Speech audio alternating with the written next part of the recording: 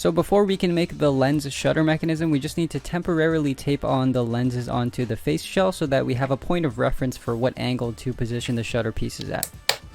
So I bet a lot of you are wondering how the eyes are able to open and close. If that's you, then this is the part of the video that you're going to want to watch because it'll answer all your questions. So watch closely here. Alright, I'm going to start by gluing in a thumbtack at the center of the mask, which will be the hinge point for the shutter pieces. Speaking of the shutter pieces, here's what they look like. I just cut them out of Bristol board and I used some super glue to reinforce that hole right there to make sure it doesn't expand over time or anything like that. So the basic idea here is we're going to have this piece pivoting on the thumbtack, kind of like this. But before we can insert these shutter pieces into the mask, we need to paint them, of course. So once the paint is completely dry, I can insert the lenses into the mask like this.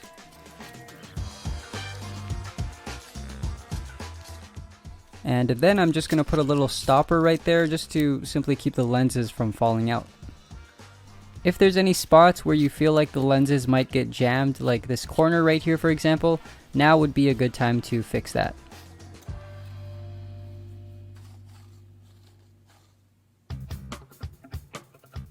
Next I'm going to take some fishing line and attach that onto the bottom shutter pieces using some super glue and duct tape, and I did this on both sides of course.